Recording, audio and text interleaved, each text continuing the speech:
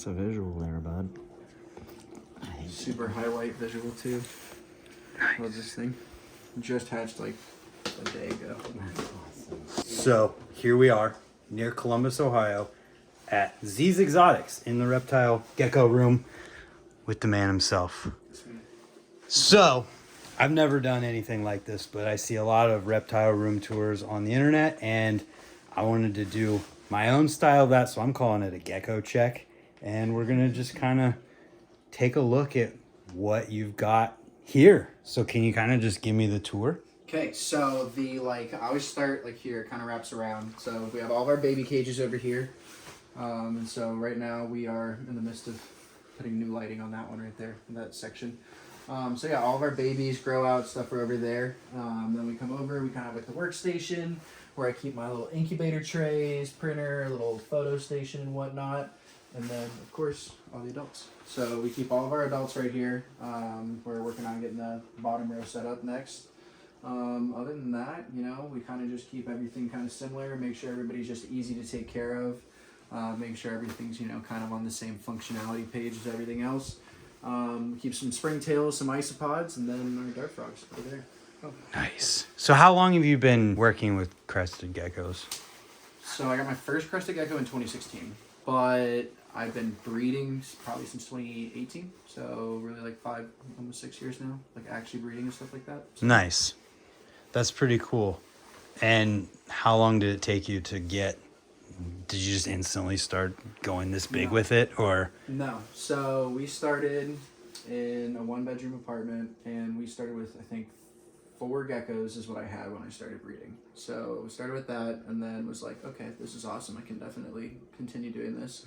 Wound up with a bunch of Exoticz cages that I found online and then wound up kind of filling those up. I think we got up to 15, 20 geckos, probably producing, another 15, 20 geckos a year, maybe a little bit more or whatever.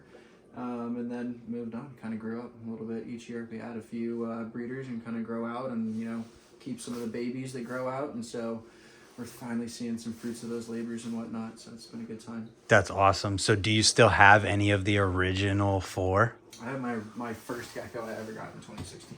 Oh, that's awesome. Eddie. Oh, yeah. There. She can't ever go. Yeah, we'll grab her out real quick so okay. everybody can see her. Yep. My first gecko I ever got in 2016. She was a year old when I got her, so, she's 7, 8 years old now. You say so 2016? Yeah, 2016. So, no, wait, yeah. Yeah, she's 7 or 8 years old now. That's when I did it, too. She's my sweet little girl. That's awesome. Do you still breed her? Yep. This is technically her, she's done now, but her last season was last season. So. Oh, okay. Yep, she's done. I could probably continue to breed her, but I usually try to give them breaks. So, every couple of years I'll just not breed them and, she's due for a break, so we'll probably just retire her. Nice. But yeah, she's a sweetheart. She was doing homework with me in college and stuff like that back in the day, and she's been through 3 moves, and now she's here, and hopefully her forever home for a while. Nice. So yeah. So could you give me the rundown on so how do you set up? Let's start with the babies. What's the setup that you do for each one of these? Okay, yeah. So for babies, I am a big proponent on making sure that it is more functional and, one of those things where the animal is safe and happy instead of having to go and, create a trillion bioactive X, Y, and Z and do everything like that. So, of course, me being a breeder, I, can't do... I could, but realistically, it makes much more sense to do it this way and be able to continue to grow this at the pace that the geckos are coming. So, for example, a cage, I like to start, I have some kind of, almost a good way to show it, be in some steps, some ones we're building right now. I'll usually start with a little cocoa husk bedding right here. I'll get it super wet, let that kind of just dry out for a while. Once it's dry, I'll kind of start building the rest of the cage up. We make sure that there's some form of sticks or things for them that are kind of harder than just plants to kind of crawl in. And then we do things like this where we start adding in some faux plant and stuff like that. And, after that we'll add we use smart LED strips for these guys. So that's what this is? Yep, that's what this is. So you'll see those ones are a little bit more... What's the idea behind that? Being able to give them all one light schedule, right?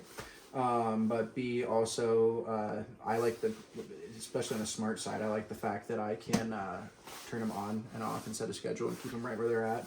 But yeah, I'll just give them light and stuff like that. The room stays at 76 degrees, so I don't need a light to create any heat or anything like that. So, yep, make sure it's kind of all in one. Make it easy for me so that I can spend more time actually caring for the geckos than I do caring for keeping all the equipment running. So that's kind of one of the things that I think about when I'm doing stuff like this. So what about the adults? Adults kind of similar. So females have a little bit less of a built-up cage, just because I won't put any plants down in the actual soil of the females.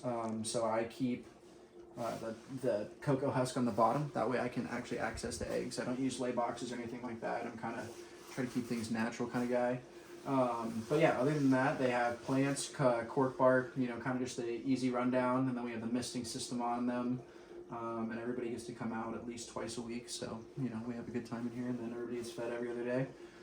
Try to take as many pictures as we can, and yeah, a good setup. We try to make it like same thing, functionality. I can, you know, get in here and get out every day and spend about an hour a day and get everything done, so. Nice. What are you feeding everybody?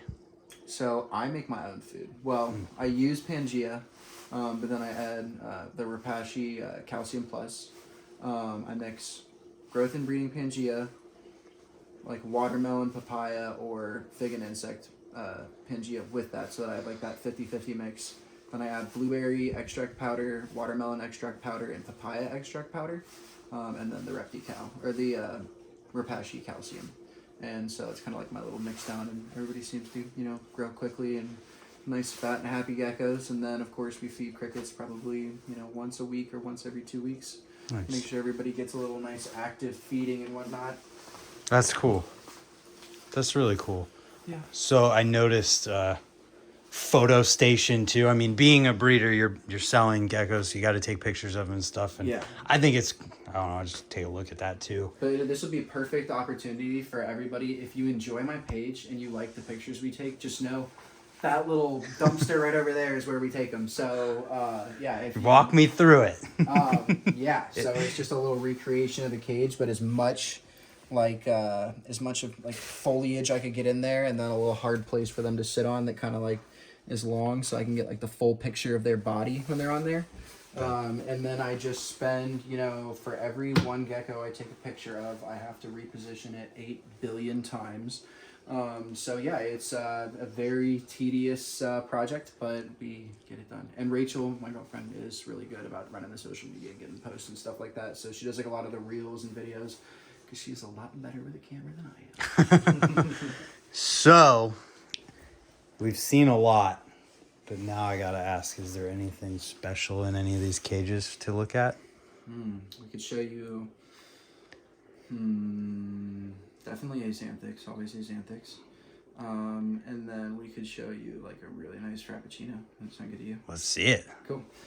So Axanthics are my favorite of all time, so we will leave those for last. That's like, you know, kind of save the best for I was last. thinking that when you said it. But I also do have this really cool Frappuccino that I got from, You're obsessed with Frappuccinos. from Specialty Herps and Austral Gecko collab. And I know like caps and fraps are becoming much more you know, common nowadays, but this one still kind of holds its well, just its weight in gold, because it's just so nice. It is such a beautiful high coverage animal. So yeah, love it. Love those nice little spotty patterns going up towards the crest and whatnot. Yeah, that's awesome looking. Yeah, it's a pretty unusual animal. It's got like the base color is very like natural and brown, and it's not like any of the other brown geckos that I have. So, and it kind of just like starts brown at the front and fades to white in the back, and that's beautiful. Yeah, it's really awesome. So fraps are cool. All right, so we can see, I'll show you my female Axanthic that I have that's been breeding for us. And so she's a phantom, so she's not anything crazy, but she's got nice structure for an Axanthic, and she's a sweetheart, and she has produced some just killer offspring, which we can show you next. Beautiful. Yeah, they're super cool. I want to go back home, Dad. So something that I think is pretty special about the Axanthics. The kind of, here, we can bring it over here, that a lot of people probably haven't seen before, but also just don't understand just about like actually deleting certain colors in the base pattern, is when you put them over stuff with highlight, you can pretty much essentially see through them. Oh, yeah. So I'm a really big fan of just how cool these animals are. That's I awesome. love it. Like when they're fully fired up, they are pitch black, and when they're fired all the way down, they are like a slate gray. So That's cool. they're super cool. Love Axanthics. That's my baby Helix. So yeah, Helix is awesome. Oh yeah, that's right. I already got a baby Axanthic. We have, so whenever we hatch in our incubator here, which is, you know, just little Pangea egg trays and whatnot. Yeah. Pretty slim pickings now that it's the end of the season, but we had 4 of these almost full at the, not beginning of the season, but about mid-season. So we've hatched quite a few geckos. Yeah. But yeah, so the last clutch that hatched is a visual Axanthic and then a head Axanthic. 100% head Axanthic. And they, you know, hatch in here. I leave them for about a day, make sure they're okay, and then I bring them over here for about a day. So after this, they'll move on over to the actual cages. We had a little preview on this one. Let's see here. Beauty. And try to actually get it so everybody can really see its laterals and whatnot. Yeah, it's a real nice animal. We love our Axanthics. I think everybody loves Axanthics. Oh, He said, see ya. Yep, they're spunky. babies are the best, right? Yeah. I think we've got a pretty good view. Love it. Back in there. But yep, everything will hatch. Kind of watch it for a little bit, and then I'll get it over to an enclosure. Yeah. And this is just a little head Axanthic, so this is the clutch mate. So just looks like a normal little gecko, but it has the ability to produce visual Axanthics. It's awesome. They're Beauty. super cool. I realized I probably should have asked this way long time ago to talk about the cages specifically, because I heard you telling him, like, what are these? What about them? So the cages are PVC enclosures, and we have them custom made by DW Gecko and Terraria, who's another Central Columbus native, and he produced these for us. What they are, they're essentially 4-unit condos. So, you know, they're 4 wide this way. And it's, you know, 4 units, you know, 4 different geckos can live in there. And then I have 2 rows of that. And then I have single units here that kind of level it out. I think it brings out the total like 36 of them. So yeah, we have all of these here. They're made, there's no metal in them except for just the screws right here. So nothing can rust inside of the cage, which we really like, which I'm a huge fan of. You know, I had Exoticz for a while and they're great, but you know, once you know get really humid and moist in there, sometimes that top screen will start to rust and whatnot. So these guys have been great. They're super easy to clean, and then same thing like having the functionality of these guys over here. I need it to be functional over here too. So what we do is we, you know, make sure everything is the same. For me, it's almost like making the same motion. Like I can go and open all of the cages that are, you know, have geckos in them fairly quickly. Put cups of food in them because we have all, you know, the same feeders in all of them, so and they're all laid out the same. So it's pretty easy for me to work with. You know, cuts down on a lot of the time, and you know, like I said, gives more time for the geckos. So Yeah. it's kind of like the name of the game. Like one of the things that a lot of people don't understand when they're, you know, just collecting and wind up having so many animals is that you get into a situation where you know you still have to take care of all of those animals.